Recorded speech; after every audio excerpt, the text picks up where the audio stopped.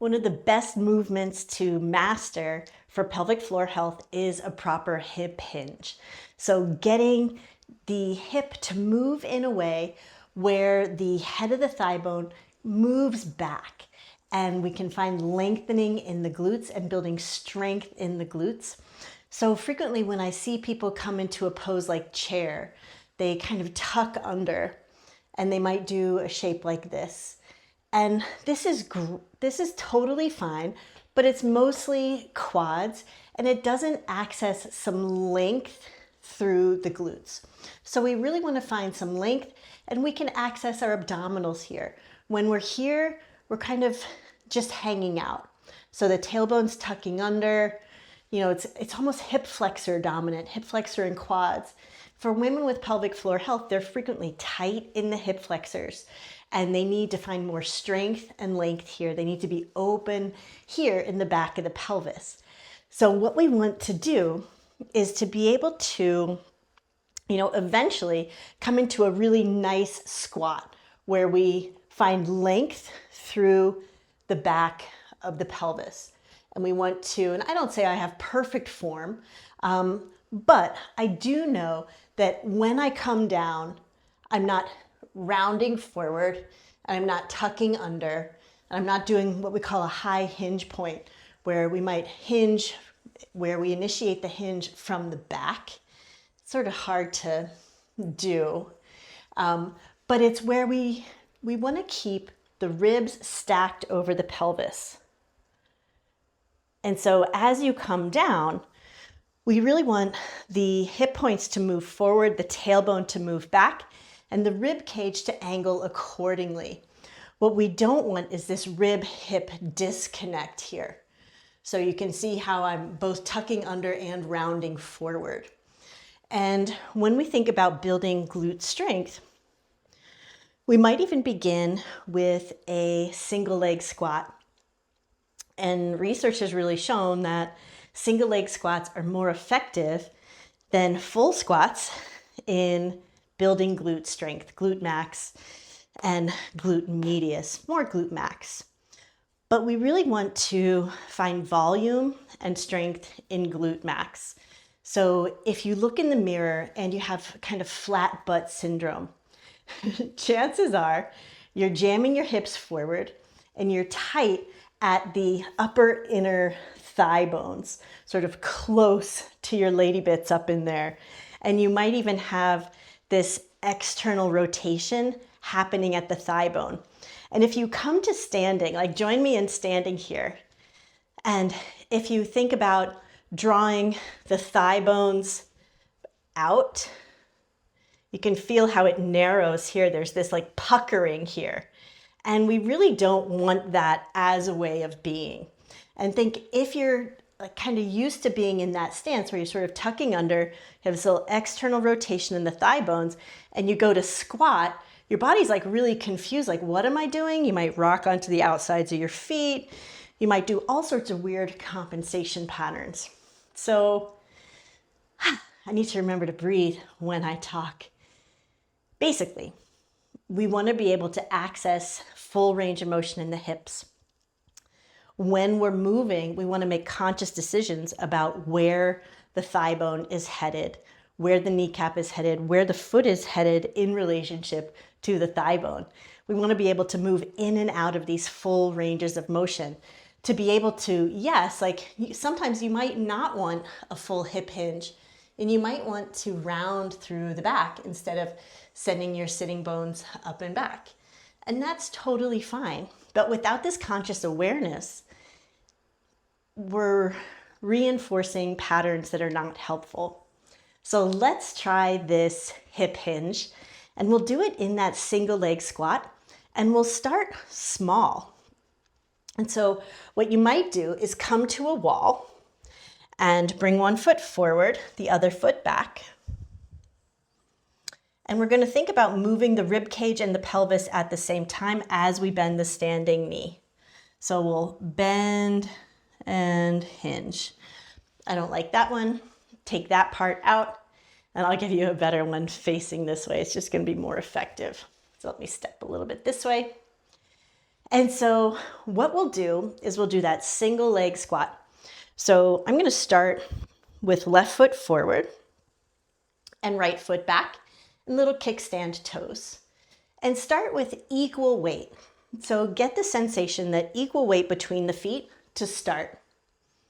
And then we're going to bend into the front knee. Knee is going to track in front of the front hip.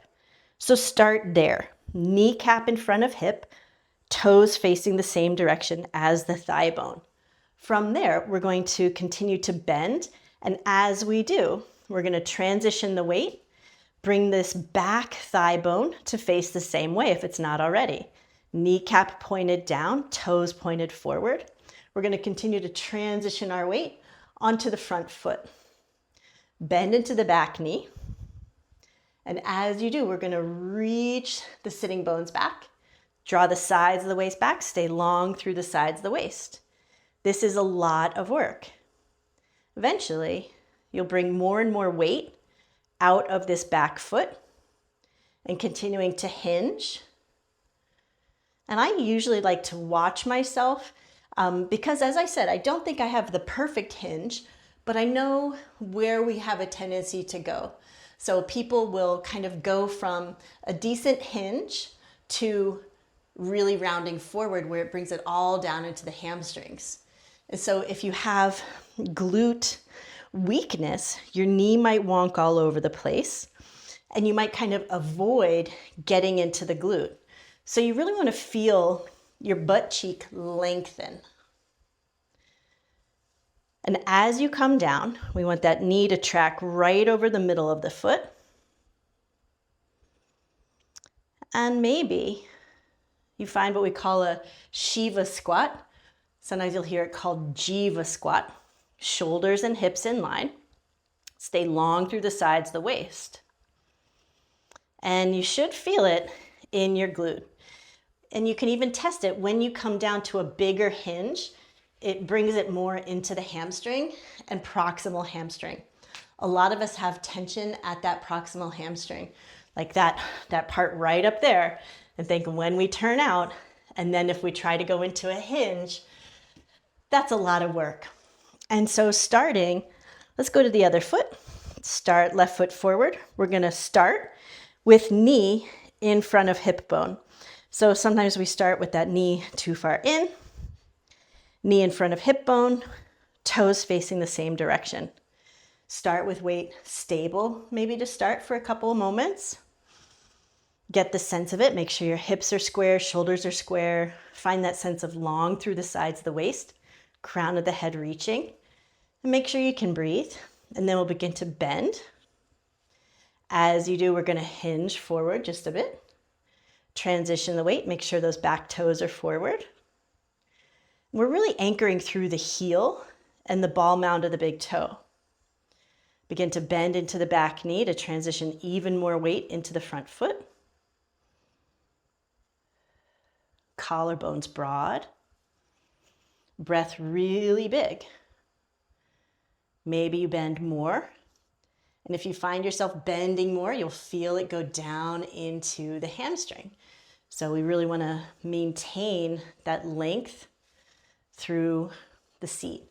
You can even think about reaching your sitting bones back. So chest and breastbone reaching forward, sitting bones reaching back. Maybe you turn it into that Shiva or Jiva squat.